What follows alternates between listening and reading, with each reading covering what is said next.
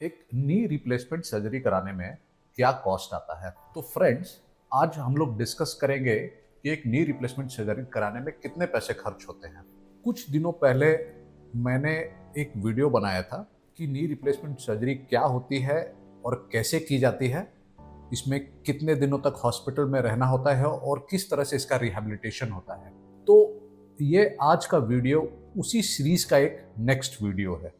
Hello friends, मैं हूं doctor Ashwini गौरव। मैं एक जॉइंट रिप्लेसमेंट और आर्थ्रोस्कोपी सर्जन हूं पटना में with an experience of more than 10 years. और इस दौरान मैंने हजारों मरीजों की सर्जरी की है and I have been a part of their journey back to their active life. मेरी स्पेशलाइजेशन है प्राइमरी और revision hip joint replacement surgeries, knee replacement surgeries और arthroscopic surgeries, and I work with a motto to recover my patients as good and as quickly as possible। तो आइए आज हम लोग शुरू करते हैं इस वीडियो को विथ अ क्विक रिकैप कि नी अर्थराइटिस क्या होता है और नी रिप्लेसमेंट क्या होता है। तो फ्रेंड्स, ये एक नी का मॉडल है। इसमें आप देख पा रहे होंगे कि इस घुटने के अंदर एक सफेद रंग का लेयर होता है कार्टिलेज का, जो कि स्मूथ होता है एक नॉर्मल नी को काम करने के लिए। अर्थराइटिस में ये जो लेयर होता है कार्टिलेज का, यही समय के साथ उम्र के कारण घिस जाता है, जिसका इलाज हम लोग दवाई और फिजियोथेरेपी के द्वारा करते हैं। कभी कभार ये अर्थराइटिस काफ़ी ज़्यादा डेवलप कर जाता है और सारा ही कार्टिलेज हट जाता है, और उस कंडीशन में हम लोग अपने पेशेंट्स को नी रिप्लेसमेंट सर्जरी या घुटना बदलवाने की सर्जरी की सलाह देते हैं। Now contrary to the common belief, यानी आम मान्यता यही है कि नी रिप्लेसमेंट सर्जरी में हम लोग इस पूरे घुटने को ही बदलकर एक आर्टिफिशियल जॉइंट को अंदर फिक्स कर देते हैं। ये बिल्कुल ही गलत मान्यता है। आप अगर देखेंगे तो इस जॉइंट के अंदर जो हिस्सा खराब हो चुका है कार्टिलेज का, जो हिस्सा घिस चुका है, नी रिप्लेसमेंट सर्जरी में केवल उतने ही हिस्से को रिप्लेस किया जाता है। ये एक तरह का रीसर्फेसिंग सर्जरी होता है। जितनी हड्डी खराब हो चुकी है उतनी हड्डी, यानी फीमर से भी करीब 8 से 10 मिलीमीटर और नीचे टिबिया से भी करीब 8 से 10 मिलीमीटर, उतनी हड्डी को हम लोग शेव ऑफ या ट्रिम कर देते हैं और उसकी जगह पर हम लोग मेटेलिक कैप चढ़ा देते हैं। इस मेटेलिक कैप को बोन सीमेंट के द्वारा हड्डी में फिक्स कर दिया जाता है। तो आप देखेंगे इस मॉडल में कि ये सिर्फ उतना ही पार्ट को रिप्लेस करता है जो कि खराब हो चुका है, न कि पूरे घुटने को। जो इस कैप के अलावा जो भी हिस्सा रहता है हड्डी का, वो बिल्कुल ही नेचुरल और आपका ओरिजिनल बोन का हिस्सा रहता है।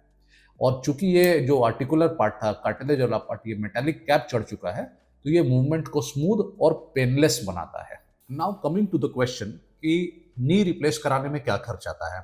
तो फ्रेंड्स, आज 2024 में पटना में एक घुटना बदलवाने में अराउंड 1.5 लाख से 2 लाख का खर्च आता है। ये एक अप्रोक्सीमेट वैल्यू है और ये 3 अलग अलग एक्सपेंसेस पे बेस्ड है। इसमें 3 जो मेजर एक्सपेंसेस होते हैं, इसमें से पहला होता है हॉस्पिटल का एक्सपेंस, यानी हॉस्पिटल का खर्च। इसके अंदर आपके रहने का खर्च, नर्सिंग का खर्च, ओटी का खर्च, एनेस्थीसिया के डॉक्टर्स का खर्च, सर्जन का खर्च, फिजियोथेरेपी का खर्च एक्सेट्रा, ये सारा कुछ कवर हो जाता है। ये जो खर्च होता है ये एनी वे करीब 75,000 से 1 लाख के बीच में कहीं लैंड करता है। नेक्स्ट एक इंपॉर्टेंट खर्च होता है इम्प्लांट का खर्च। अभी ये खर्च बड़ा वेरिएबल होता है, क्योंकि नी रिप्लेसमेंट के जो इम्प्लांट्स आते हैं, घुटने में जो पार्ट फिट होती है, उसमें से कई कंपनीज ऐसी हैं जो इंडियन हैं, जो देश में हमारी बनती हैं, और कुछ विदेशी कंपनियां हैं जो इंपोर्टेड इम्प्लांट्स होती हैं।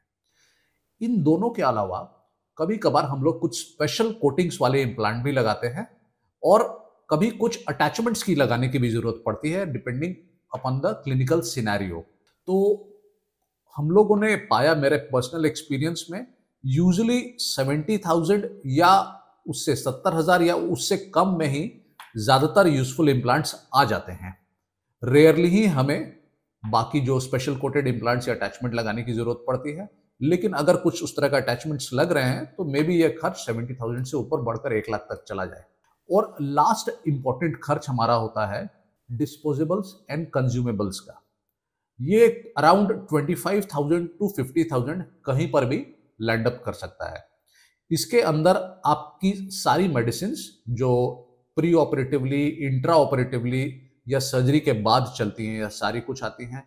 एनेस्थीसिया की दवाइयाँ, एनेस्थीसिया का सामान, सर्जरी के दौरान इस्तेमाल होने वाला सामान, और इस तरह के सैकड़ों आइटम्स होते हैं जो इस्तेमाल किए जाते हैं आपके इलाज में। तो ये सारा चीज़ उसमें कवर होता है।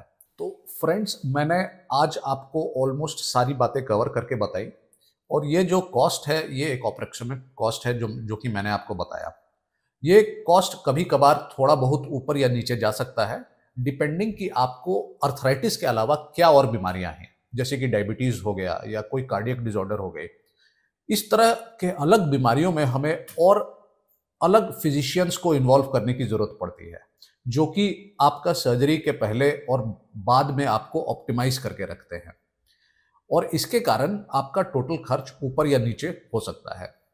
यानी कि आपको जितनी कम बीमारियां होंगी, आपका फाइनल खर्च उतना ही कम होगा।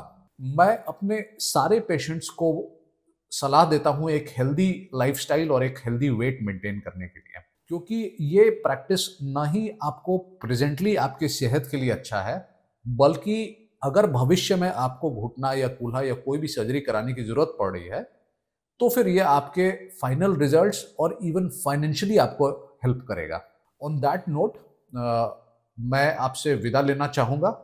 अगर आपको फर्दर किसी भी तरह की इंफॉर्मेशन की ज़रूरत होगी तो आप नीचे दिए गए मेरे नंबर पर मुझसे कांटेक्ट कर सकते हैं, व्हाट्सएप या कॉल के द्वारा। और अगर आपको हमारा यह वीडियो इंटरेस्टिंग लगा, हमारा कंटेंट अगर आपके काम का है, तो आप हमारे इस चैनल को सब्सक्राइब करें कि आपको फर्दर और इस तरह के वीडियोस दिखते रहें। Thank you so much. Have a good day. नमस्कार।